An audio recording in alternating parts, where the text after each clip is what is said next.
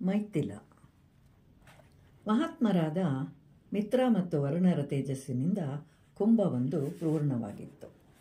ಆ ಕುಂಭದಿಂದ ತೇಜೋಮಯರಾದ ಇಬ್ಬರು ಬ್ರಾಹ್ಮಣರು ಹುಟ್ಟುತ್ತಾರೆ. ಆ ಕುಂಭದಿಂದ ಮೊದಲು ಮಹರ್ಷಿಗಳಾದ ಅಗಸ್ತ್ಯರು ಜನ್ಮವನ್ನು ತಾಳಿದರು. ಹುಟ್ಟಿದ ಕೂಡಲೇ ಅಲ್ಲಿಂದ ಬೇರೆ ಕಡೆಗೆ ಹೊರಟು ಹೋದರು. ಅನಂತರ ಅದೇ ಕುಂಭದಿಂದ ಮಹಾ ತೇಜಸ್ವಿಗಳಾದ ದೇವತಾಪ್ರಾಯರಾದ ವಸಿಷ್ಠರು ಜನಿಸ್ತಾರೆ.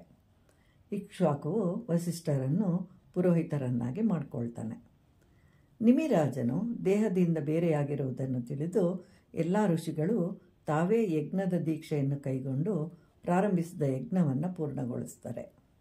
ಬ್ರಾಹ್ಮಣರು ಪೌರರಿಂದಲೂ ಸೇವಕರಿಂದಲೂ ಕೂಡಿಕೊಂಡು ಗಾಳಿಯ ರೂಪದಲ್ಲಿದ್ದ ನಿಮಿಯನ್ನು ಗಂಧ ಮಾಲ್ಯಾದಿಗಳಿಂದ ಪೂಜಿಸಿ ವಸ್ತ್ರಗಳಿಂದ ಮುಚ್ಚಿ ರಕ್ಷಿಸ್ತಾ ಇರ್ತಾರೆ. ಯಜ್ಞವು ಮುಗಿದ ನಂತರ ಭೃಗು ಮಹರ್ಷಿಗಳು ರಾಜನಿಗೆ ಹೇಳ್ತಾರೆ, ಮಹಾರಾಜ, ನಿನ್ನ ವಿಷಯದಲ್ಲಿ ನನಗೆ ಬಹಳ ಸಂತೋಷವಾಗಿದೆ. ಆದ್ದರಿಂದ ಈ ದೇಹದಿಂದ ಬಿಟ್ಟು ಹೋಗಿರುವ ಚೇತನವನ್ನು ಪುನಃ ದೇಹದಲ್ಲಿ ತಂದಿರಿಸ್ತೇನೆ ಅಂತ. ಸಂತಸಗೊಂಡ ದೇವತೆಗಳು ಸಹ ವಾಯುರೂಪದಲ್ಲಿದ್ದ ನಿಮಗೆ ಹೇಳ್ತಾರೆ, ಮಹಾರಾಜ, ಏನಾದರೂ ವರವನ್ನು ಕೇಳು, ನಿನ್ನ ಚೇತನವನ್ನು ಎಲ್ಲಿ ಇರಿಸೋಣ ಅಂತ. ಆಗ ನಿಮಿಯು, ದೇವಶ್ರೇಷ್ಠರೇ, ಸಮಸ್ತ ಪ್ರಾಣಿಗಳ ಕಣ್ಣುಗಳಲ್ಲಿಯೂ ವಾಸವಾಗಿರಲು ಬಯಸ್ತೇನೆ ಅಂತ ಹೇಳ್ತಾನೆ.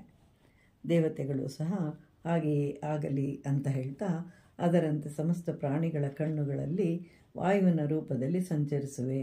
ನಿನಗೆ ವಿಶ್ರಾಂತಿಯ ಸಲುವಾಗಿ ಪ್ರಾಣಿಗಳು ಪದೇ ಪದೇ ರೆಪ್ಪೆಗಳನ್ನು ಮುಚ್ಚಿಕೊಳ್ತಾರೆ ಅಂತ ಹೇಳಿ ಅಲ್ಲಿಂದ ಹೊರಟು ಹೋಗ್ತಾರೆ. ಮಹಾ ತೇಜಸ್ವಿಗಳಾದ ಋಷಿಗಳು ನಿಮಿಯ ದೇಹವನ್ನು ಪವಿತ್ರವಾದ ಸ್ಥಳದಲ್ಲಿಟ್ಟು ಆರಣೆಯನ್ನು ಪ್ರತಿಷ್ಠಾಪಿಸಿ ಕಡೆಯತೊಡಗ್ತಾರೆ. ಇದರಿಂದ ಮಿತಿ ಎಂಬುವವನು ನಿಮಿಯ ಶರೀರದಿಂದ ಜನಿಸ್ತಾನೆ. ಮಂಥನದಿಂದ ಜನಿಸಿದ್ರಿಂದ ಮಿತಿ ಅಂತ, ಅದ್ಭುತವಾದ ಹುಟ್ಟನ್ನು ಪಡೆದಿದ್ದರಿಂದ ಜನಕನೆಂದು ಮಗುವಿಗೆ ಹೆಸರಾಗುತ್ತೆ.